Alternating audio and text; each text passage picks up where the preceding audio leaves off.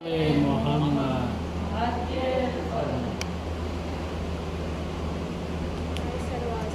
اللهم صل على محمد أعوذ بالله من الشيطان الرجيم بسم الله الرحمن الرحيم قل أعوذ برب الناس ملك الناس إله الناس من شر الوسواس الخناس الذي يوسوس في صدور الناس من الجنة والناس. اللهم صل على محمد وآل محمد وعجل فرجه. اللهم صل على محمد وآل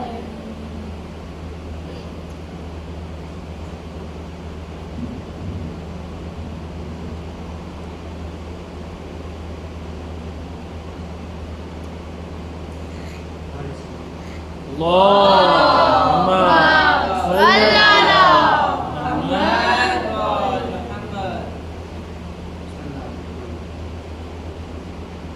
ذکر غم حسین سے محفل سجی رہی. ذکر غم حسین سے محفل سجی رہی. گل ہو گیا چراغ مگر روشنی رہی. گل ہو گیا چراغ مگر روشنی رہی. ذکر غم حسین اکبر کے بعد زیست میں کیا دلکشی رہی.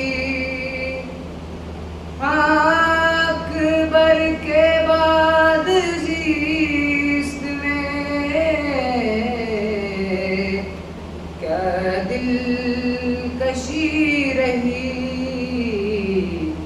لیلا تمام عمر یہی سوچتی رہی.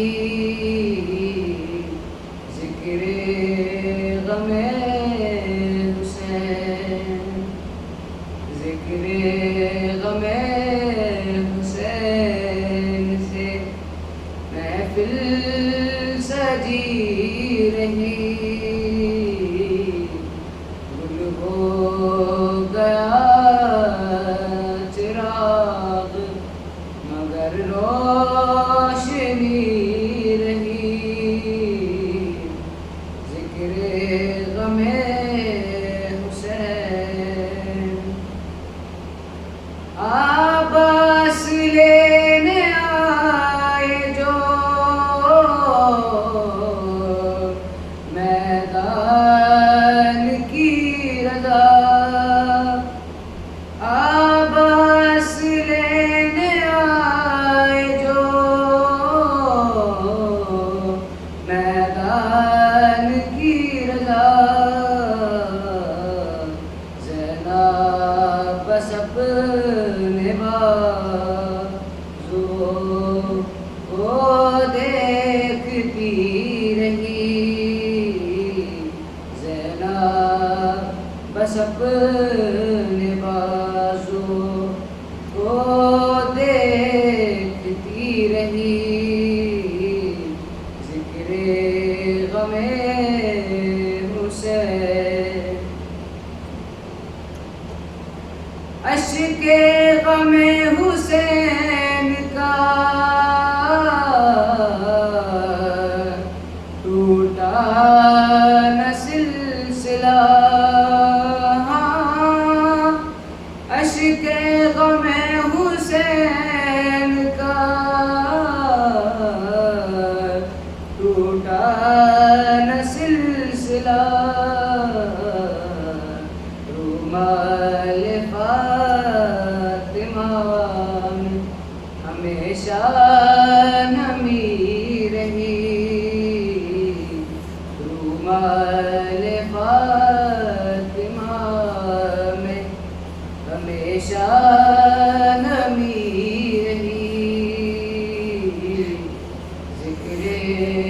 غم حسین بلبے میں بیردہ حسر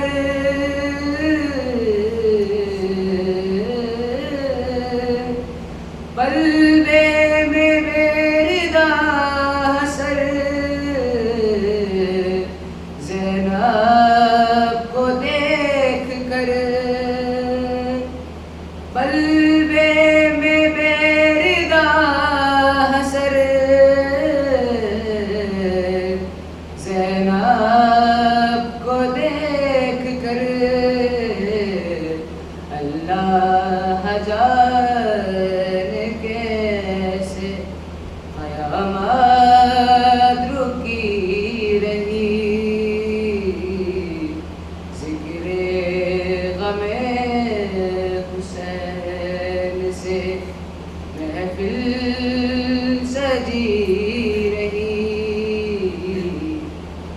گل ہو گیا چراغ مگر روشنی رہی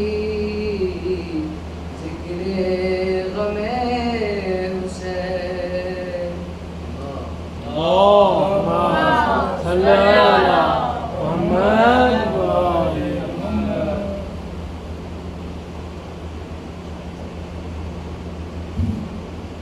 نعرہ سلوات. اللهم صل على محمد وآل محمد. آواز بلند نعرہ سلوات. اللهم صل على محمد وآل محمد. عصر کے بعد پکارا ہے خدا ہے سجاد. عصر کے بعد پکارا ہے خدا ہے سجاد. تم جو کہہ دو تو قیامت ابھی آئے سجاد. تم جو کہہ دو تو قیامت ابھی آئے سجاد. ہاتھ کھولے ہیں نمازوں کے بندے ہاتھوں میں. ہاتھ کھولے ہیں نمازوں کے بندے ہاتھوں میں. کون کر سکتا ہے یہ کام سوائے سجاد. کون کر سکتا ہے یہ کام سوائے سجاد. اور ان کی گلیوں میں نہ آئے گی کوئی بیماری. ان کی گلیوں میں نہ آئے گی کوئی بیماری. تم نے ماتم کے محلے جو بسائے سجاد. تم نے ماتم کے محلے جو بسائے سجاد. اور شام و کوفہ کی زمینوں پہ بھی چھالے پڑ جائیں. شام و کوفہ کی زمینوں پہ بھی چھالے پڑ جائیں. تم نے کانٹوں پہ قدم رکھ کے اٹھائے سجاد. تم نے کانٹوں پہ قدم رکھ کے اٹھائے سجاد. تم جو کانٹوں پہ قدم رکھ کے اٹھائے ہو سجاد. اور راکھ ہو کر وہ ہواؤں میں بکھر جائے گا. راکھ ہو کر وہ ہواؤں میں بکھر جائے گا. تم کو سورج بھی اگر ہاتھ لگائے سجاد. تم کو سورج بھی اگر ہاتھ لگائے سجاد. اور روکا عباس کو زینب نے یہ تھا حکم امام. روکا عباس کو زینب نے یہ تھا حکم امام. کون روکے گا اگر غیظ میں آئے سجاد. کون روکے گا اگر غیظ میں آئے سجاد. اور اس کو ایوب بھی کہنے لگے فخر یعقوب. اس کو ایوب بھی کہنے لگے فخر یعقوب. جس پہ پڑ جائے تیرے صبر کا سایہ سجاد. جس پہ پڑ جائے تیرے صبر کا سایہ سجاد. اور بیڑیوں والے قدم چوم کے بولے جبریل. بیڑیوں والے قدم چوم کے بولے جبریل. بیڑیوں والے قدم چوم کے بولے جبریل. کہیں بنیاد زمین ٹوٹ نہ جائے سجاد. کہیں بنیاد زمین ٹوٹ نہ جائے سجاد. اور زلزلہ آ گیا دربار کی بنیادوں میں. زلزلہ آ گیا دربار کی بنیادوں میں. بیڑیاں تھام کے ممبر پہ جو آئے سجاد. بیڑیاں تھام کے ممبر پہ جو آئے سجاد. اور وہی لفظ ہے وہی لہجہ وہی آیات شفا. وہی لفظ ہے وہی لہجہ وہی آیات شفا. ہے مناجات کا قرآن دعا ہے سجاد. ہے مناجات کا قرآن دعا ہے سجاد. نعرہ سلام. اللهم صل على محمد. اللهم صل على محمد وآل محمد. اللهم صل على محمد وآل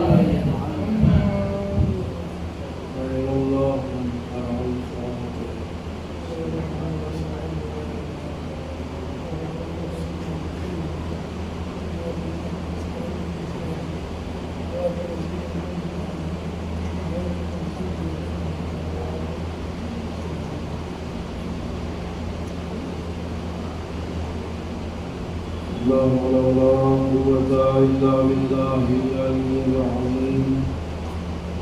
أعوذ بالله من الشيطان الرجيم. بسم الله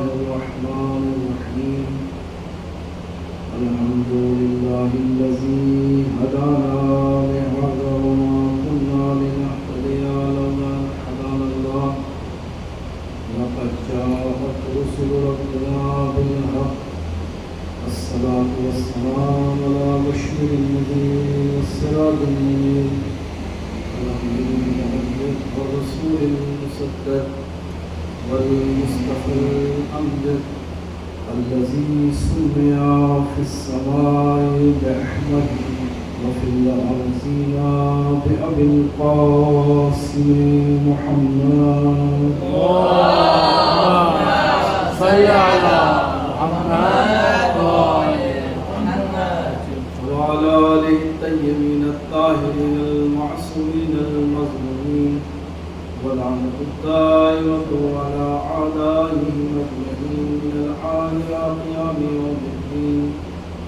أما بعد، قال مولانا الرضا عليه الصلاة والسلام لريان بن الشبيب: يا ابن الشبيب، إن سرك أن تكون معنا في الدرجات العلى من الجنان فاحزن لحزننا وافرح لفرحنا وعليك بولايتنا، فإن رجلا تولى حجرا لحشره الله معه في يوم القيامة. صلاة اللهم صل على محمد وآل محمد. احسان ہے جناب رب العزت کا ایک بار پھر سے یہ توفیق حاصل ہوئی کہ اپنی ایک مختصر سی حیات کا ایک حصہ عزائے حسین علیہ السلام کی خدمت میں بسر کیا جائے. فطرت انسانی کا تقاضا یہ ہے کہ جب انسان کی زندگی میں کوئی غم آتا ہے، کوئی دکھ آتا ہے، کوئی درد آتا ہے، تو گزرتے ہوئے زمانے کے ساتھ ساتھ وہ غم پھیکا پڑنے لگتا ہے. یہ فطرت انسانی کا تقاضا ہے، ورنہ انسان کا اس دنیا کے اندر زندگی گزارنا محال ہو جائے گا. بڑے سے بڑا غم چند سالوں کے بعد پھیکا پڑنے لگتا ہے. انسان کے سر سے کسی اپنے عزیز کا سایہ اٹھ جائے، والد کا سایہ اٹھ جائے، بہت بڑا غم ہوتا ہے. لیکن جیسے جیسے اولاد ترقی کرتی ہے، زمانہ گزرتا چلا جاتا ہے، وہ غم پھیکا پڑنے لگتا ہے. لیکن یہ معجزہ ہے امام حسین علیہ السلام کا کہ اللہ نے 1400 سال سے اب تک اس کو باقی رکھے ہوا ہے، جس کے بارے میں رسول کریم نے ارشاد فرمایا ہے کہ اِنَّا لِقَتْلِ الْحُسَيْنِ حَرَارَةً فِي قُلُوبِ الْمُؤْمِنِينَ لَا تَبْرُدُ أَبَدًا. اللہ نے امام حسین کے لیے مومنین کے دلوں میں ایسی حرارت رکھی ہے جو کبھی ختم ہونے والی نہیں ہے. جیسے جیسے یہ زمانہ گزرتا گیا، غم امام حسین علیہ السلام عالمگیر ہوتا چلا گیا. لاکھ کوششیں کی گئیں، سازشیں کی گئیں کہ اس غم کو روک دیا جائے، اس غم کو بند کر دیا جائے. بادشاہ نے وقت میں اپنے سرمائے اس پہ خرچ کر لیے کہ اس غم کو دبا دیا جائے، لیکن جس ذکر کو اللہ بلند کرنا چاہے اس کو کوئی ختم نہیں کر سکتا. لہٰذا آج سوشل میڈیا کا دور ہے. آپ اگر ملاحظہ کریں، کرۂ زمین پر اس جگہ کے لوگ جو ابھی ابتدائی وسائل حیات سے آشنا نہیں ہیں، لیکن جب محرم کا چاند فلک پہ نمودار ہوتا ہے تو وہ ہاتھ میں پرچم لے کر ذکر امام حسین کرنے لگتے ہیں.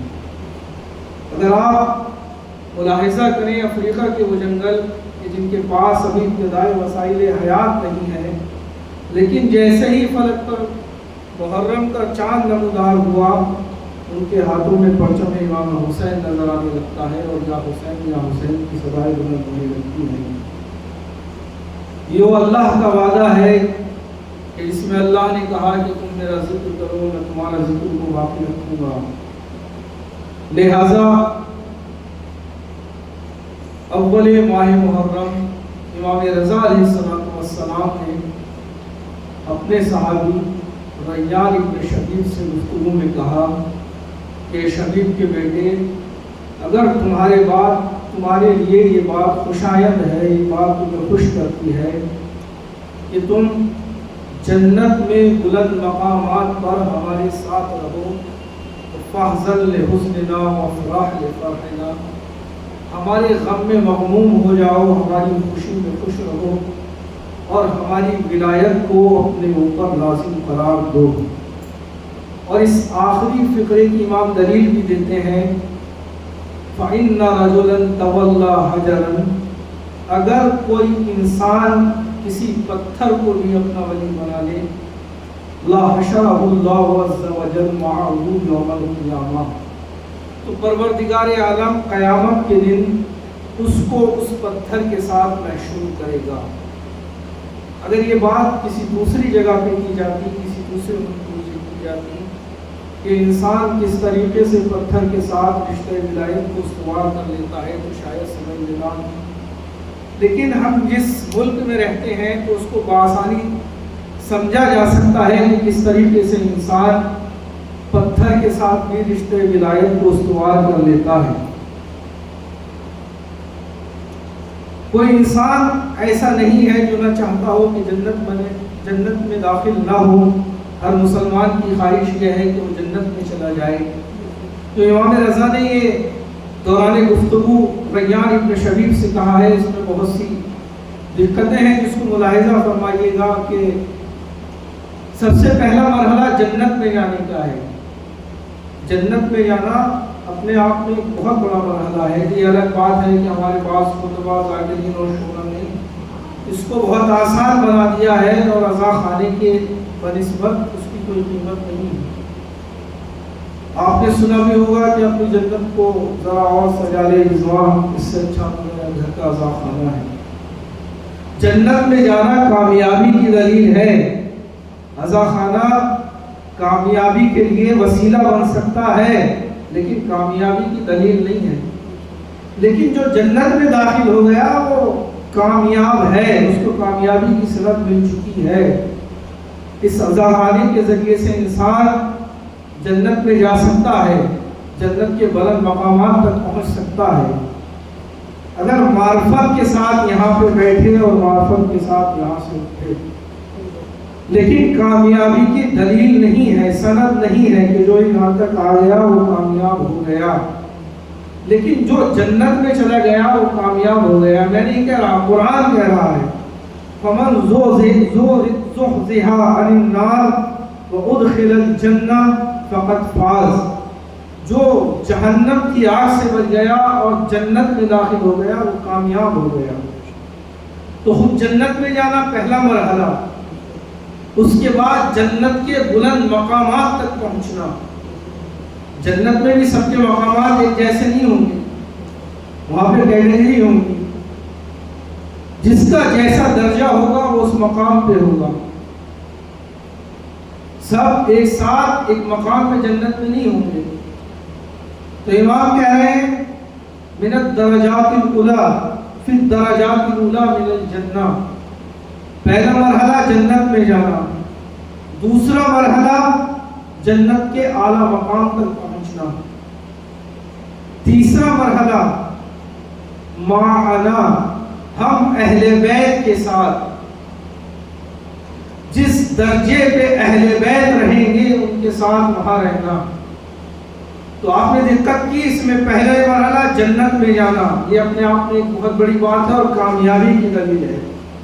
دوسرا بلند مقامات کو حاصل کر لینا، تیسرا اہل بیت کے ساتھ جنت میں رہنا۔ تو ذرا غور کریے کہ جس شرط کے لیے یہ جزا بن رہی ہے وہ شرط کتنی قیمتی ہوگی۔ میں آپ کی خدمت میں عرض کرتا ہوں کہ شرط اور جزا کے درمیان تناسب پایا جانا، ہمنوائیگی پایا جانا اور سمخیت پایا جانا ضروری ہے۔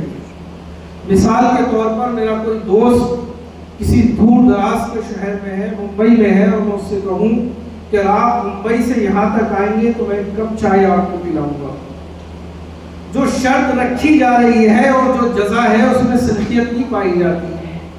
یا تو وہ ہنسے گا اس لیے کہ یہ عقلی بات نہیں ہے کہ وہ ممبئی سے چل کر یہاں تک آئے اور جزا میں اس کو ایک کپ چائے ملے، اسی طریقے سے جزا بہت بڑی ہو اور شرط بہت چھوٹی ہو. یہ اسٹوڈنٹ یہاں پہ بیٹھے ہوئے ہیں، اگر میں ان سے کہوں جو ہائی اسکول کے اسٹوڈنٹ ہیں کہ اگر آپ 10 تک مجھے کاؤنٹنگ لکھ کر دکھائیں گے تو میں سپر نووا بلڈنگ میں ایک لگژری فلیٹ آپ کو ہدیہ کروں گا. تو یہاں بھی ایک غیر عقلی سی بات ہو جائے گی، یہ لوگ مذاق میں اس کو لے لیں گے کہ شاید مولانا مذاق کر رہے ہیں، اس لیے کہ سنخیت نہیں پائی جا رہی. جو شرط ہے اور جزا ہے اس میں سنخیت نہیں ہے. لیکن اگر میں آپ سے کہوں کہ آپ یہاں بیٹھے ہوئے ہیں، اگر میرے ساتھ روم میں چلیں گے تو میں آپ کو چائے پلاؤں گا، تو یہاں شرط اور جزا میں سنخیت پائی جا رہی ہے. آپ کی عقل تسلیم کرے گی. تو لہذا کلام معصوم میں جو بیان ہوا ہے، سب سے پہلے جنت میں داخل ہونا، پھر جنت کے بلند مقامات تک پہنچنا، بلند مقامات میں اہل بیت علیہ السلام کی معیت، تو کوئی معمولی شرط نہیں ہوگی جس کے لیے جزا بن رہی ہے. اس کے بعد امام فرماتے ہیں ان تکونا معنا، معی نہیں کہا. مخاطب کون ہے؟ ریان ابن شبیب. کہنے والے ہیں امام رضا. صیغہ استعمال ہو رہا ہے جمع کا، معنا ہمارے ساتھ. اس کا مطلب یہ ہے کہ مولا کی یہ حدیث کسی ایک زمانے سے مخصوص نہیں ہے. کہنے والے ضرور امام رضا علیہ السلام ہیں، سننے والے ریان ابن شبیب ہیں، لیکن یہ بات صرف ریان ابن شبیب کے لیے نہیں ہے. مراد یہ ہے کہ مولائے کائنات کے ساتھ، امام حسن کے ساتھ، امام حسین کے ساتھ، امام زین العابدین کے ساتھ، اور جتنے بھی ہمارے ائمہ ہیں سب کے ساتھ، اور نہ ہی کسی ایک شخص سے مخصوص ہے. اگر آج اور آپ اور ہم اس فرش عزا پہ بیٹھے ہیں تو یہ بات ہمارے لیے بھی ہے کہ اگر ہم اہل بیت کے ساتھ جنت میں بلند مقامات پر اہل بیت کے ساتھ رہنا چاہیں تو ان کے حزن میں، ان کے غم میں مغموم ہو جائیں، ان کی خوشی میں خوش ہو جائیں، ان کی ولایت کو اپنے اوپر لازم قرار دے دیں. یہ بات کسی ایک خاص زمانے سے مخصوص نہیں ہے، بلکہ ہر زمانے کے لیے ہے. یہ جمع کا صیغہ اور جمع کا استعمال بتا رہا ہے کہ یہ شروع سے لے کر قیامت تک آنے والے افراد کے لیے یہ راستہ کھلا ہوا ہے. اس کے بعد ایک لفظ ہے ان تکونا معنا. بس اسی پہ مجھے تھوڑی سی گفتگو کرنی ہے اور آپ کی زحمت تمام. ایک لفظ ہے معیت، ایک ہوتا ہے میت، ایک ہے معیت. معیت عین کے ساتھ، جس کے معنی ہے ساتھ ہونا. اور جب بھی میں لفظ معیت کہوں یعنی اس کا مطلب ہے کہ ساتھ ہونا. امام نے کہا ان تکونا معنا. اب یہاں پہ تھوڑی سی گفتگو ہے اور تفصیل ہے کہ کس طریقے سے انسان اہل بیت کے ساتھ ہو سکتا ہے. معیت اور ساتھ ہونا کبھی کبھی یہ صرف مادی ہوتا ہے، جیسے آپ اور ہم یہاں پہ بیٹھے ہوئے ہیں، یہ ایک ظاہری اور مادی معیت ہے. ایک ہوتی ہے باطنی اور معنوی معیت. میرا دوست یہی نہیں، یہاں پہ بیٹھا ہوا نہیں ہے، لیکن میرے ساتھ ہے. یعنی کیا؟ یعنی روحی اعتبار سے میرے ساتھ ہے، فکری اعتبار سے میرے ساتھ ہے، نظریاتی اعتبار سے میرے ساتھ ہے. اس کو کہتے ہیں باطنی اور روحانی معیت. اس کے مقابلے میں ہے مادی معیت. مادی معیت کا لازمہ یہ ہے کہ جب ساتھ میں بیٹھے ہوئے ہوں تو یہ دونوں طرف سے ہو. میں اگر کہوں کہ میں آپ کے ساتھ بیٹھا تھا لیکن آپ میرے ساتھ نہیں بیٹھے تھے تو یہ غیر ممکن ہے. جب تک دونوں ایک ساتھ مل کر نہیں بیٹھیں گے تو یہ معیت وجود میں نہیں آئے گی، یہ ساتھ ہونا وجود میں نہیں آئے گا. آپ میرے ساتھ ہو، میں آپ کے ساتھ ہوں، تب یہ مادی اور ظاہری معنویت وجود میں آئے گی. لیکن اگر بات معنوی اور باطنی ماہیت کی ہو تو یہاں پہ لازم نہیں ہے کہ یہ دو طرفہ ہو. باپ شفقت اور مہربانی کی بنیاد پر بیٹے کے ساتھ ہے، لیکن بیٹا اپنی نالائقی کی بنیاد پر باپ کے ساتھ نہیں ہے. یہ باطنی اور معنوی ماہیت ہے جہاں پہ ضروری نہیں ہے کہ ایک طرف ساتھ ہو تو دوسرا بھی اس کے ساتھ ہو. یہ صرف مادی ماہیت کا لازمہ ہے کہ جہاں پہ ضروری ہے کہ طرفین ساتھ ہوں. میں آپ کے ساتھ بیٹھا ہوں تو آپ بھی میرے ساتھ بیٹھے ہوں. لیکن معنوی ماہیت ہو سکتا ہے کہ سامنے والا ہمارے ساتھ بہت زیادہ فاصلے پہ ہو، کسی دوسرے ملک میں ہو، لیکن آپ کہتے ہیں کہ میرا دوست کہیں باہر رہتا ہے لیکن میرے ساتھ ہے. یہاں پہ یعنی فکری اعتبار سے ساتھ ہے، روحانی اعتبار سے ساتھ ہے. اسی کے ساتھ ایک ماہیت ہوتی ہے جس کو ماہیت عمومی کہتے ہیں، اور ایک ماہیت ہوتی ہے جس کو ماہیت خصوصی کہتے ہیں.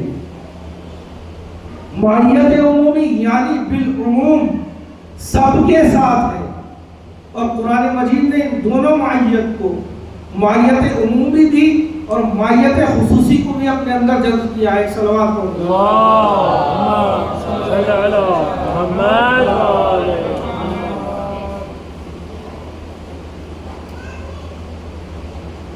قرآن کریم میں ارشاد ہوتا ہے ہوا معکم اینما کنتم، وہ اللہ تمہارے ساتھ ہے تم جہاں بھی ہو. یہ مثال ہے ماہیت عمومی کی. اس کائنات کے ذرے ذرے کو خدا کی ضرورت ہے. اگر یہ کائنات باقی ہے تو یعنی خدا ساتھ ہے. اگر لمحے بھر کے لیے خدا ساتھ چھوڑ دے تو یہ کائنات تہس نہس ہو جائے گی. تو لہذا ارشاد ہوا معکم اینما کنتم، یعنی وہ اپنی خلاقیت کی بنیاد پر، اپنی مدبر کائنات ہونے کی بنیاد پر اس کائنات کے ساتھ ہے. اس کائنات کو باقی رہنے کے لیے اس کی ضرورت ہے. یہ ماہیت عمومی ہے. چاہے کوئی انسان خدا کے سامنے سجدہ کرتا ہو نہ کرتا ہو، خدا اس کے ساتھ ہے. وہ خدا کو مانتا ہو یا نہ مانتا ہو، خدا اس کے ساتھ ہے. اس لیے کہ لمحے بھر کے لیے اگر خدا اس سے جدا ہو جائے تو اس کا وجود باقی نہیں رہے گا. کائنات کے وجود کے لیے ضروری ہے کہ خدا ساتھ ہو. اور اسی کو قرآن کریم نے کہا ہوا اقرب من حبل الورید، وہ تمہاری شرر حیات سے زیادہ نزدیک ہے. یہ بھی ماہیت عمومی ہے. اس کے بعد کہا یحول بین المرء وقلبہ، وہ خدا تمہارے دل اور تمہارے وجود کے درمیان حائل ہے.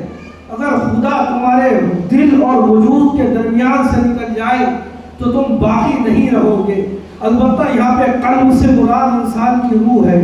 یہ بھی ماہیت عمومی ہے جہاں پہ پروردگار ہر کسی کے ساتھ ہے، چاہے وہ کافر ہو یا مسلمان ہو، خدا کو مانتا ہو یا نہ مانتا ہو، خدا کے سامنے سجدہ ریز ہو یا نہ ہو، اس کو رازق مانتا ہو یا نہ مانتا ہو، اس کو خالق مانتا ہو یا نہ مانتا ہو، اس کو مدبر کائنات مانتا ہو یا نہ مانتا ہو، لیکن پروردگار اپنی خلاقیت کی بنیاد پر، اپنی رزاقیت کی بنیاد پر، مدبر کائنات ہونے کی بنیاد پر اس کے ساتھ ہے.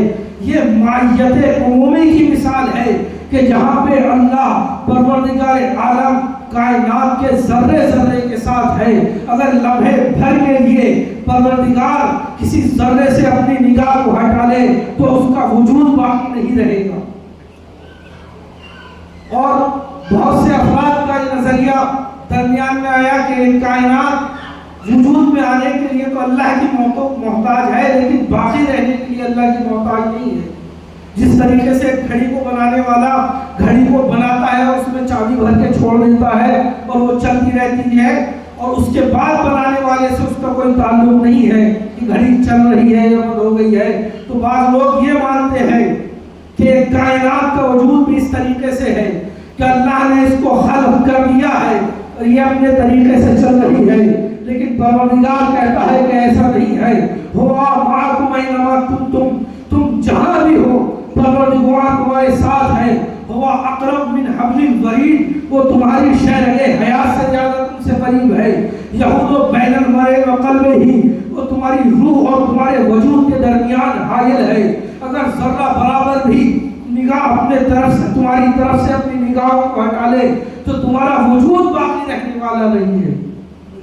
تو یہاں پہ تو انسان کو خوش ہونا چاہیے کہ جب پروردگار نے اعلان کر دیا ہوا معکم اینما کنتم کہ پروردگار تمہارے ساتھ ہے تم جہاں رہو، تو ہمیں خوش ہونا چاہیے کہ پروردگار نے کہہ دیا ہے وہ ہمارے ساتھ ہے۔ تو اس سے بڑی سعادت کیا ہو سکتی ہے، اس سے بڑی سعادت کی دلیل کیا ہو سکتی ہے۔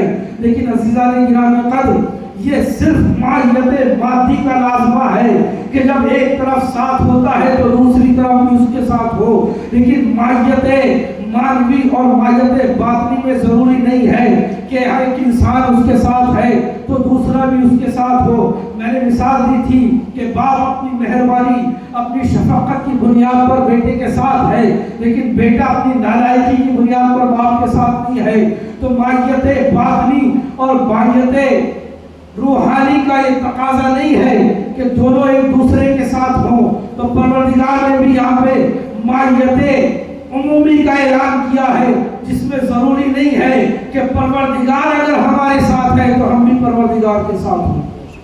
پروردگار مدبر کائنات ہونے کی بنیاد پر ہمارے ساتھ ہے، پروردگار رازق ہونے کی بنیاد پر ہمارے ساتھ ہے، پروردگار خالق ہونے کی بنیاد پر ہمارے ساتھ ہے، لیکن اپنی نالائکی کی بنیاد پر، اپنے طغیان کی بنیاد پر ہم پروردگار کے ساتھ نہیں ہیں۔ تو پروردگار عالم کیسے ہمیں معلوم ہوگا کہ تو اگر ہمارے ساتھ ہے تو ہم بھی تیرے ساتھ ہیں؟ تو پھر قرآن کریم ارشاد فرماتا ہے قال اللہ انی معکم، اللہ نے کہا کہ میں تمہارے ساتھ ہوں۔ لَأَقَمْتُمُ الصَّلَاةَ، اگر تم نماز قائم کرو، وَآتَيْتُمُ الزَّكَاةَ، اگر تم زکات دو، وَآمَنْتُمْ بِرُسُلِي، اگر میرے بھیجے ہوئے پر ایمان لاؤ، وَعَزَّرْتُمُوهُمْ، اگر ان کی مدد کرو، وَأَقْرَضْتُمُ اللَّهَ قَرْضًا حَسَنًا، اور اللہ کو قرض دو۔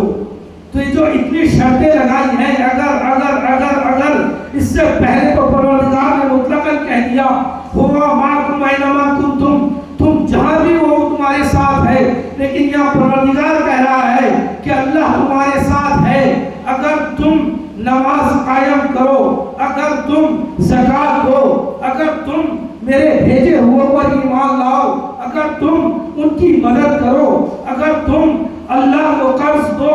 تو یہ اتنی شرطیں کیوں ہیں؟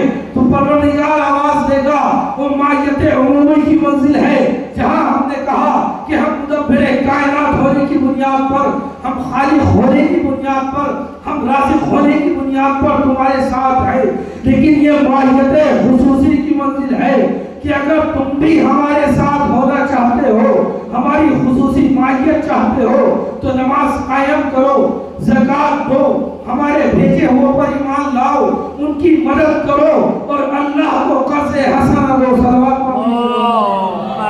صلی علی محمد و آل محمد۔ تو یہ ماہیت مادی اور ماہیت باطنی، ایک ماہیت عمومی اور ماہیت خصوصی۔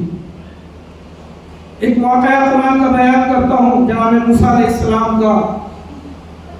جناب موسیٰ علیہ السلام کلیم خدا ہے، اولو العزم پیغمبر ہے، صاحب شریعت ہے، صاحب کتاب ہے۔ اللہ کا حکم ہوا اذهب الى فرعون انه طغى، اے موسیٰ فرعون کے پاس چلے جاؤ، تو خجانی پر اتر آیا ہے۔ صاحبان علم یہاں پہ تشریف فرما ہے، اذهب صیغہ ہے امر کا، اور قرآن کریم میں اگر امر کا صیغہ آ جائے تو اس کا مطلب یہ ہے کہ وہاں پہ آرڈر دیا جا رہا ہے۔ اگر کسی عالی کی طرف سے اپنے ادنا کے لیے کہا جائے تو وہاں پہ آرڈر ہوتا ہے، کسی چھوٹے کی طرف سے اپنے بڑے کے لیے کہا جائے تو وہاں پہ التماس ہوتی ہے۔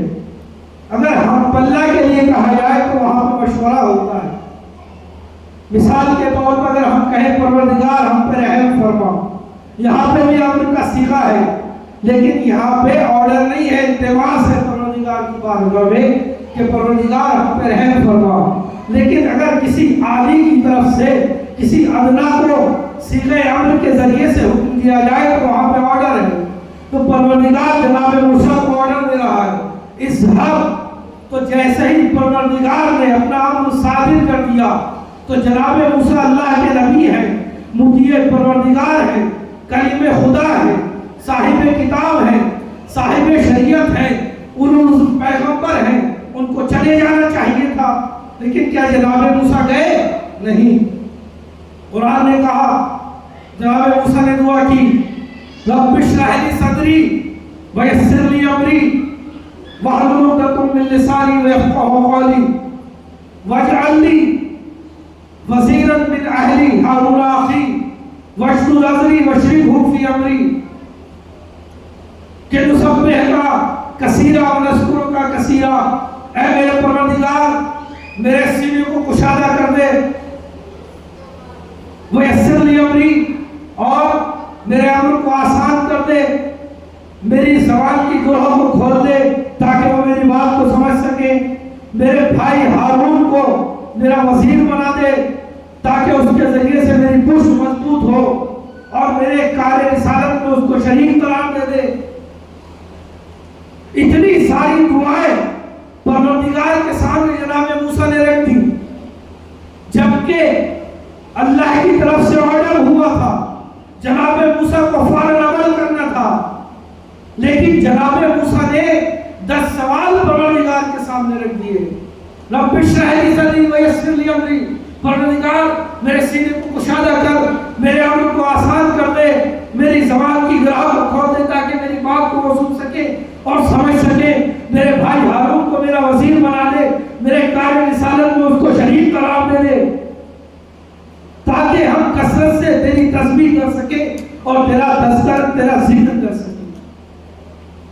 اچھا، جہاں پہ نبی دعا مانگتا ہے اور اس دعا کے اندر تھوڑا سا بھی گوشہ پایا جاتا ہے تو قرآن کریم کسی تکلف سے کام نہیں لیتا، وہاں پہ حاشیہ لگا دیتا ہے. جیسا کہ جناب ابراہیم علیہ السلام کی دعا میں ہے، انی جاعلک للناس اماما قال من ذریتی. جب پروردگار نے کہا کہ ہم نے تمہیں لوگوں کا امام بنایا تو پلٹ کے جناب ابراہیم علیہ السلام نے کہا کہ پروردگار میری ذریت. تو یہاں پہ ایک گوشہ پایا جاتا تھا.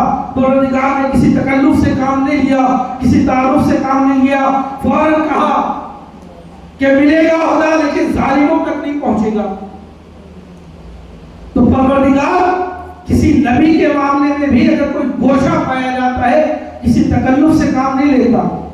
لیکن یہاں پہ پروردگار کیا کہہ رہا ہے؟ قد اوتیت سؤلک یا موسیٰ، اے موسیٰ تمہارے تمام سوالات قبول کر لیے گئے، تمہاری تمام ڈیمانڈز کو پورا کر دیا گیا. جب پروردگار نے سند دے دی کہ جاؤ تمہاری ساری باتیں قبول کر لی گئی ہیں تو جناب موسیٰ کو چلے جانا چاہیے تھا. اس کے بعد قرآن نے کہا تھوڑا سا لہجہ بدلا. پہلے موسیٰ سے کہا تھا اذهب الى فرعون، اے موسیٰ تم جاؤ. اب پروردگار نے آواز دی، قرآن نے آواز دی اذهبا الى موسیٰ. اب تم دونوں موسیٰ اذهبا الى فرعون انه طغى، اب تم دونوں فرعون کے پاس جاؤ، وہ باغی ہو گیا ہے، وہ طاغی ہو گیا ہے. تو اب جانا چاہیے تھا. اب تو سارے سوال بھی اللہ نے قبول کر لیے. لیکن جناب موسیٰ اور ہارون نے کیا کہا؟ اننا نخاف ان یفرط علینا او ان یطغى. پروردگار ہمیں خوف ہے کہ وہ کہیں ہمارے اوپر خروج نہ کر دے، ہمارے اوپر طغیان نہ کر دے. پہلی منزل میں اللہ نے موسیٰ سے کہا، آرڈر دیا، حکم دیا.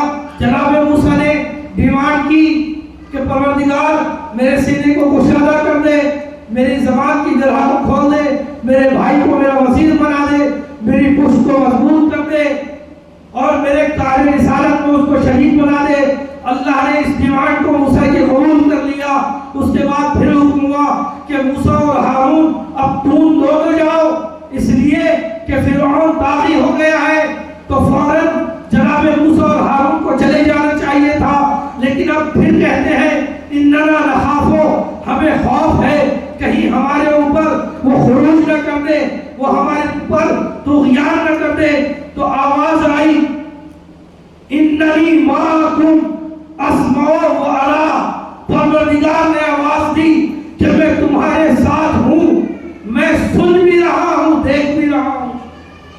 اب جیسے ہی پروردگار نے کہا انی معکم اسمع و ارا، میں تمہارے ساتھ ہوں، دیکھ بھی رہا ہوں، سن بھی رہا ہوں، جیسے ہی پروردگار کی معیت کا اعلان ہوا تو کسی کتاب میں نہیں ملتا، قرآن میں نہیں ملتا کہ موسیٰ نے ایک لفظ بھی آگے کہا ہو، دونوں فرعون کی طرف چل دیے۔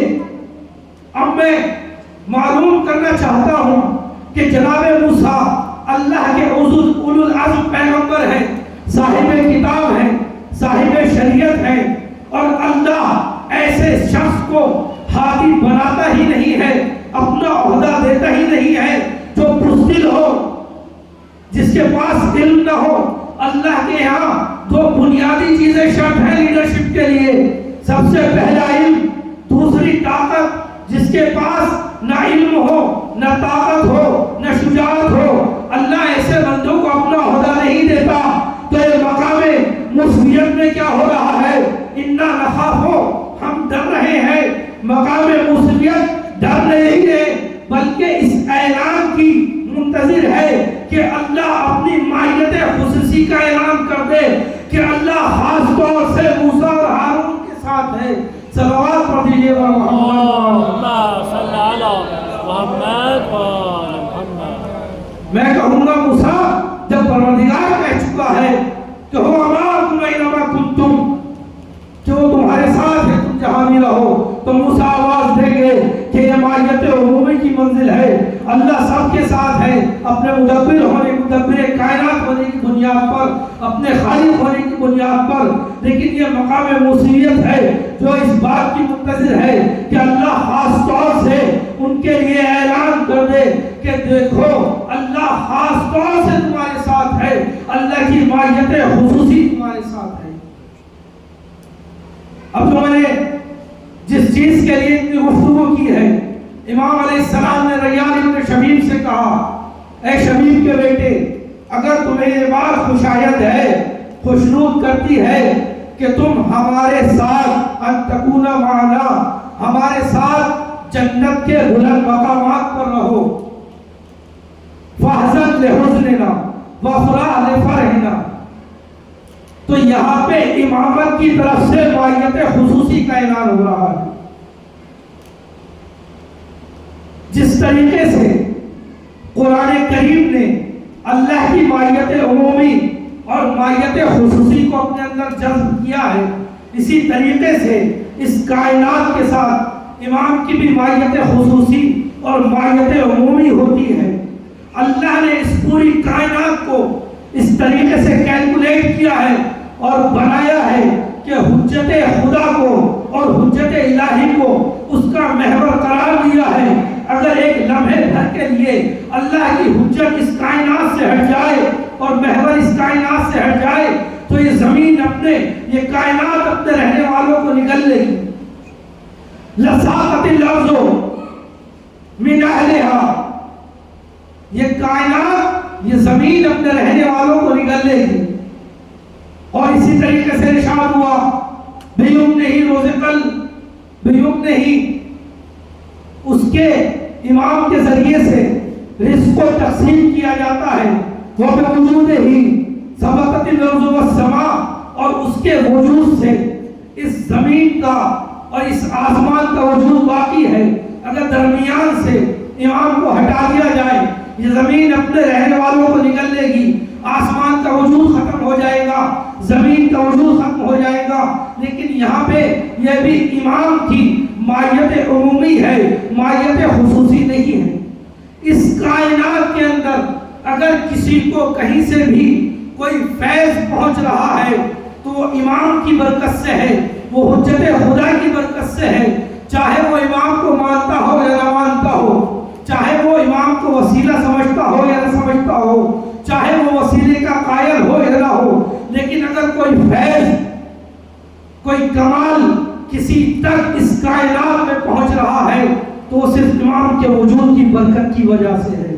اور یہ امام کی مائیت عمومی ہے۔ مائیت یعنی ساتھ ہونا۔ جب تک عمومی طور سے امام کا ساتھ ہے، حجت الہی کا ساتھ ہے، اس زمین پر برکتیں باقی رہیں گی۔ اگر امام کا وجود درمیان سے ہٹ جائے تو یہ زمین اپنے رہنے والوں کو نگل لے گی، یہ آسمان کا وجود ختم ہو جائے گا، یہ زمین کا وجود ختم ہو جائے گا۔ تو یہ امام کی مائیت عمومی تھی جو سب کے لیے ہے۔ جو امام کو امام مانتا ہو اس کے لیے بھی ہے، جو امام کو امام نہ مانتا ہو اس کے لیے بھی ہے، جو امام کو وسیلہ سمجھتا ہو اس کے لیے بھی ہے، جو امام کو وسیلہ نہ سمجھتا ہو اس تک بھی فیض پہنچتا ہے۔ اس لیے کہ اگر امام کا فیض نہ ہو تو اس کائنات میں رزق تقسیم نہیں ہوگا، زمین کا وجود باقی نہیں رہے گا، آسمان کا وجود باقی نہیں رہے گا۔ لیکن ریان ابن شبیب سے امام ماہیت خصوصی کے بارے میں گفتگو کر رہے ہیں اور اپنے قیامت تک آنے والے شیعوں سے کہہ رہے ہیں کہ دیکھو، اگر تم ہماری خصوصی مائیت چاہتے ہو، ہمارا خاص طور سے قرب چاہتے ہو، ہمارا خاص طور سے ساتھ چاہتے ہو تو ہمارے غم میں مغموم ہو جاؤ، ہماری خوشی میں خوش ہو جاؤ۔ صلوات پڑھیے۔ اللهم صل على محمد وآله۔ ایک اور سوال پوچھیے۔ اللهم صل على محمد وآله۔ امام کی مائیت عمومی ہے جس کی وجہ سے آسمان اور زمین کا وجود باقی ہے۔ جہاں جہاں بھی اس روئے زمین پر کوئی فیض پہنچ رہا ہے تو حجت الہی کی برکت سے ہے، امام کے وجود سے ہے۔ اور ایک امام کی خصوصی مائیت ہے جو امام اپنے آنے والے قیامت تک کے شیعوں سے مخاطب ہو کے فرما رہے ہیں کہ اگر تم جنت کے بلند مقامات پر ہمارا ساتھ چاہتے ہو تو فاحزن لحزننا، ہمارے غم میں مغموم ہو جاؤ، وافرح لفرحنا، اور ہماری خوشی میں خوش ہو جاؤ، اور ہماری ولایت کو اپنے اوپر لازم قرار دے دو۔ اور دلیل میں امام نے ارشاد فرمایا فَإِنَّ رَجُلًا تَوَلَّى حَجَرًا لَحَشَرَهُ اللَّهُ مَعَهُ يَوْمَ الْقِيَامَةِ، کہ اگر کوئی انسان کسی پتھر کو بھی اپنا ولی بنائے گا تو پروردگار روز قیامت اس کو اس پتھر کے ساتھ محشور کرے گا۔ بس عزیزان گرامی قدر، میں نے آپ کی زحمت کو تمام کیا۔ فلک میں محرم کا چاند نمودار ہوا۔ عام طور سے طریقہ یہ ہے کہ جب محرم کا چاند نمودار ہوتا ہے تو آسمان میں دیکھ کر پتہ لگایا جاتا ہے کہ محرم کا چاند نمودار ہوا یا نہ ہوا۔ لیکن مدینے والوں کا چاند دیکھنے کا طریقہ بہت الگ تھا۔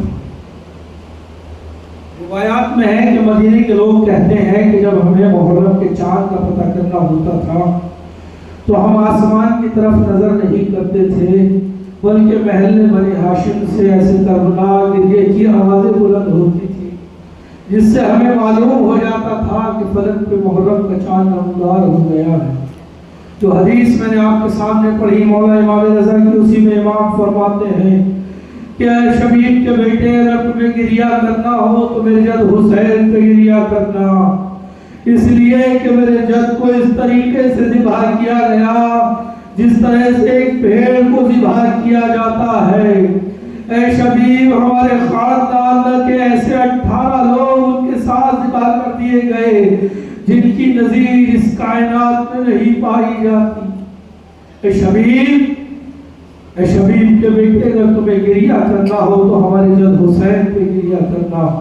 عزیزان گرامی قدر، سب لوگ یہاں پہ مسافر ہیں، سب اپنے اپنے وطن سے دور ہیں، اور سب کو کہیں نہ کہیں یہ دل میں احساس رہتا ہے کہ کاش ایام اعظم میں ہم اپنے وطن میں ہوتے، اپنے بھائیوں کے ساتھ، اپنے خاندان والوں کے ساتھ ایام اعظم میں شرکت کرتے۔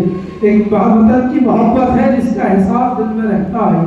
روایات میں ہے کہ جب رسول اکرم اپنے اجداد کے شہر کو الوداع کہہ رہے تھے حکم ہوا مدینے کی ہجرت کے لیے، تو جب رسول اللہ مکے سے چھوڑ کر مدینے کی طرف جا رہے تھے، رسول کو معلوم تھا کہ فتح مکہ ہوگا، پلٹ کر آئیں گے، لیکن روایات کہتی ہیں کہ رسول اللہ مکے کی طرف مڑ مڑ کر دیکھتے تھے، گریا کرتے جاتے تھے، مڑ کر دیکھتے تھے، آنکھوں سے آنسو جاری ہو جاتے تھے۔ میں کہوں گا یا رسول اللہ، آپ کو اپنے اجداد کے شہر واپس آنا ہے، مکے کو فتح کرنا ہے، لیکن 61 ہجری میں آپ کا نواسا اپنے وطن کو چھوڑ رہا ہے۔ حسین کو معلوم ہے کہ اب نانا کے مدینے واپس آنا نہیں ہوگا۔ عزیزان گرامی قدر، مجھے نہیں معلوم کہ حسین نے بھائی کے مزار کو کس طریقے سے الوداع کہا ہوگا، اپنے رسول کے مزار کو کس طریقے سے الوداع کہا ہوگا۔ روایات میں ہے کہ جب حسین اپنی ماں کے مزار کی طرف بڑھے تو اس طریقے سے بڑھے کہ جیسے گھٹیوں چلتا بچہ اپنی ماں کی آغوش کی طرف بڑھتا ہے۔ ماں کے مزار سے حسین لپٹ گئے، اماں تیرا حسین مدینہ چھوڑ رہا ہے، عجب نہیں قبر سیدہ سے آواز آئی ہو، جا میرے حسین تو تیرا مدینہ نہیں چھوڑ رہا، تیری یہ دکھیائی ماں بھی اپنی قبر کو چھوڑ کے سفر میں تیرے ساتھ ہوگی۔ اے میرے حسین، تیری یہ ماں تیرے مقتل کو اپنے بالوں سے صاف کرے گی۔ بس عزیزان گرامی قلب، حسین نے مدینے کو خیر آباد کہا، الوداع کہا۔ امام حسین کا یہ سفر جاری ہے، اپنے ایک بھائی جن کا نام مسلم ہے، جو امام حسین کا بھروسہ ہے، کوفے کی طرف روانہ کیا کہ وہ جائیں اور لوگوں سے بیعت کیے۔ آپ کو معلوم ہے آگے کا احوال کیا ہے کہ اہل کوفہ نے جناب مسلم کے ساتھ دغا کی، جناب مسلم کا ساتھ چھوڑ دیا، اور آخر میں ہوا یہ کہ امام جناب مسلم کوفے کی گلیوں سے آشنا نہیں ہے، یہ شہر جناب مسلم کے لیے نیا ہے، جناب مسلم گلیوں میں بھٹک رہے ہیں، اس گلی سے اس گلی، اس گلی سے اس گلی گھوم رہے ہیں۔ جب دن تھکے ہوئے مسلم ایک ضعیفہ کے دروازے پہ بیٹھ گئے تو ضعیفہ نے کہا کہ اے جوان، تیرا یہاں بیٹھنا مناسب نہیں ہے، تو یہاں سے چلا جا، تجھے معلوم ہے کہ کوفے کے حالات اچھے نہیں ہیں۔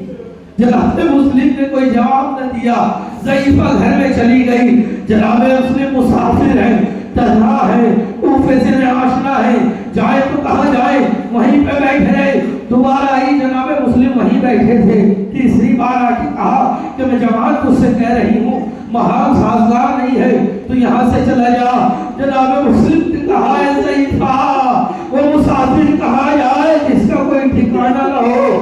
پوچھا تم کون ہو؟ کہا میں مسلم ابن عقیل ہوں۔ ہاتھوں کو جوڑ لیا، آقا گھر میں تشریف لائیے، یہ کنیز خدمت کے لیے حاضر ہے۔ عزیزان گرامی قدر، گھر میں گئے، جناب مسلم نے پانی کو پیا، مصلی طلب کیا، مصلی عبادت پہ رات بھر ہے۔ اس ضعیفہ کا بیٹا گھر میں آتا ہے، جناب مسلم کو دیکھتا ہے، کہتا ہے جس کو میں پورے کوفے میں تلاش کر رہا تھا وہ میرے گھر میں موجود ہے۔ عزیزان گرامی قدر، اس نے جاسوسی کی، جناب مسلم کے پیچھے ابن زیاد کی فوج آتی ہے، غیرت ہاشمی کے مالک ہیں جناب مسلم۔ جیسے ہی فوجوں کی آتی ہوئی آواز کو سنا، فوراً تلوار کو لیا، زرہ کو پہن لیا، جنگی لباس پہنا۔ ضعیفہ نے ہاتھوں کو جوڑا، مولا باہر نہ جائیے۔ مولا فرماتے ہیں کہ اگر میں باہر نہ گیا تو ضعیفہ تمہارے گھر میں نہ آئیں گے۔ میں کہوں گا اے جناب مسلم، کاش اپنے عاشقوں قیام میں موجود ہوتے کہ جب بیویوں کے سر سے ظالم نیزے کی نوک سے ردائیں چھین رہے تھے۔ اللہ جناب مسلم گھر سے باہر نکلے، ضعیفہ نے بہت روکنے کی کوشش کی، لیکن غیرت ہاشمی کو یہ برداشت نہ ہوا۔ دن بھر کے تھکے ہوئے تھے جناب مسلم، جنگ پہ جنگ کرتے چلے جا رہے ہیں، یزیدیوں کو، ابن زیاد کی فوج کو پسپا کرتے چلے جا رہے ہیں۔ لیکن ایک وقت وہ آیا کہ جب فوجیں ابن زیاد نے ہیلے سے کام لیا اور ہاشمی شیر کو گرفتار کر لیا، ابن زیاد کے دربار میں لے کر گئے۔ کہنے والے نے کہا کہ امیر کو سلام نہ کرو گے تو پوری فقار کے ساتھ جناب مسلم نے کہا کہ میرا امیر حسین ہے، میں حسین کے علاوہ کسی کو امیر نہیں مانتا۔ بس جناب مسلم نے کہا کہ اگر سب کر سکتے ہو تو اتنا کر دو کہ مجھے ایک کاسا پانی کا دے دو۔ جناب مسلم کو پانی دیا گیا، لیکن جیسے ہی منہ کے قریب لے کر گئے خون اس میں گر گیا، پانی مضاف ہو گیا۔ جناب مسلم نے اس پانی کو پینے گوارا نہیں کیا۔ اس عالم نے بھی شریعت کا اتنا لحاظ بس اجتزاری گرامی پر ظالم داخل ہمارا پر جناب مسلم کو لے کے گئے، سردن سے جدا ہوا۔ ادھر حسینی قافلہ زبالے کی منزل میں ہے، جوش ہوا پر جناب مسلم کا سلام امام حسین کے کانوں تک پہنچا، السلام علیکہ یا ابا عبداللہ۔ جناب امام حسین کے تاثرات تبدیل ہو گئے، قافلے کو روکا، خیموں کو نصب کیا، مسلم کی یتیموں کو بلایا، اپنے زانوں پہ اٹھایا اور سر پہ ہاتھ پھیرا۔ ہاشمی گھرانے کی بچی تھی، سمجھ گئی آقا میرے بابر کی خیریت تو ہے۔ جناب امام حسین نے رقیہ بنت مسلم سے کہا کہ بیٹی آج سے میں تیرا بابا ہوں، اے بیٹی میری بیٹیاں تیری بہنیں ہیں۔ عزیز کی گرامی قلب، بس میں اتنا کہوں گا کہ کاش اس منظر کو حسین کی 4 سالہ بیٹی نہ دیکھ رہی ہو۔ عصر عاشور جب سکینہ کے سر سے ردائیں چھینی جائیں گی، ظالم گوشواروں کو کھینچ لے گا، سکینہ اس انتظار میں ہوگی کوئی آئے گا جو یتیموں کے سر پہ دست شفقت کو پھیرے گا۔ اللہ لعنت اللہ علی قوم الظالمین، سیعلم الذین ظلموا أَيَّ مُنقلب ينقلبون۔ واقعہ حسین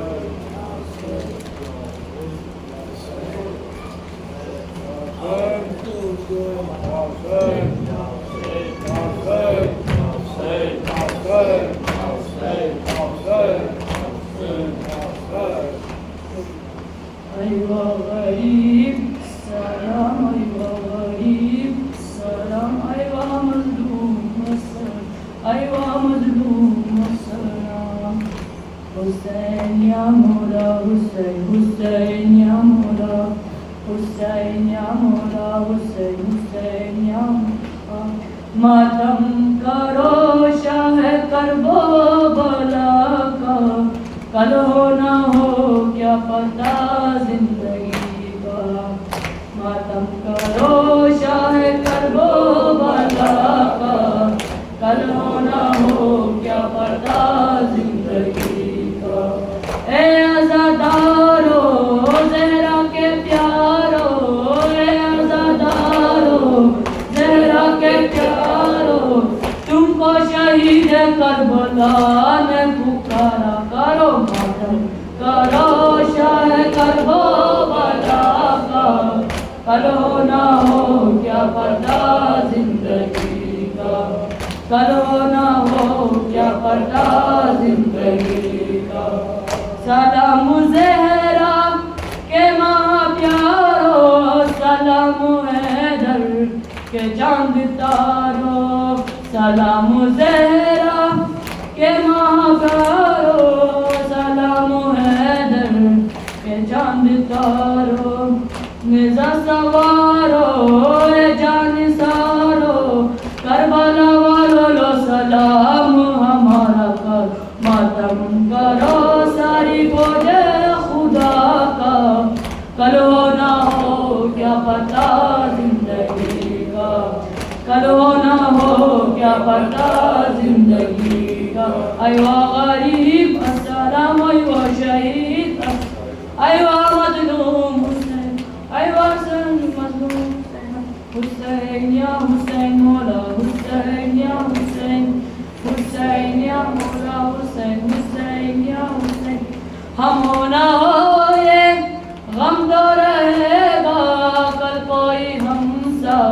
मातम करेगा, हम हो न हो ये गम तो रहेगा, कल कोई हम सब मातम करेगा।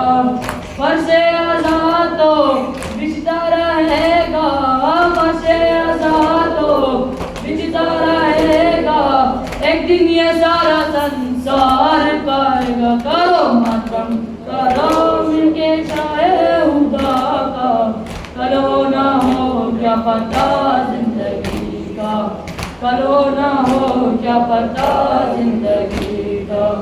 करो मातम करो शाहे करवो भला का, कल हो ना हो क्या पता जिंदगी का। ए आज़ादारो ज़ेरा के प्यारो, तुमको शहीद करबला ने पुकारा। करो मातम करो शाहे करवो भला का, कल हो ना हो क्या पता जिंदगी का, कल हो ना हो क्या पता जिंदगी का। बदले जो मौसम बदले ज़माना, अगर है गमों से खुद को बचाना। बदले जो मौसम बदले ज़माना, अगर है गमों से खुद को बचाना। फर्शे अज़ा से दूर न जाना, फर्शे अज़ा से दूर न जाना, टूटे दिल का सहन सहारा। करो मातम करो दिल मुश्किल कुशा का, कल हो ना हो क्या पता जिंदगी का, कल हो ना हो क्या पता जिंदगी का। मातम करो शाहे करबो भला का, कल हो ना हो क्या पता जिंदगी का, कल हो ना हो क्या पता जिंदगी का। या हुसैन या हुसैन या हुसैन या हुसैन या हुसैन या हुसैन या हुसैन।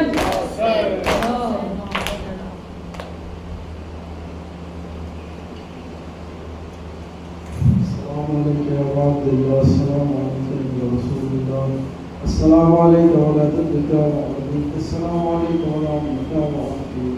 السلام عليكم جميع الشهداء ورحمة الله وبركاته. السلام عليك يا مولاي يا ولي الله. السلام عليك يا الغفار والغفار. السلام عليك يا شمس الشموس. السلام عليك يا نسل النفوس والمدفون بالركوز. السلام عليك يا للنبي صلى الله عليه وسلم. السلام عليكم ورحمة الله وبركاته. السلام عليك يا مولانا يا صاحب الأسر والزمان الأمان الأمان من فتن الزمان وشر الشيطان. السلام عليك يا شريك القرآن. السلام عليك يا خليفة الرحمن. السلام عليك يا إمام رماننا هذا رجو الله تعالى وفرجك، وسأل الله تعالى وفرجك وزهورك، وجعلنا من أوائلنا وأنصارك. السلام عليكم ورحمة الله وبركاته.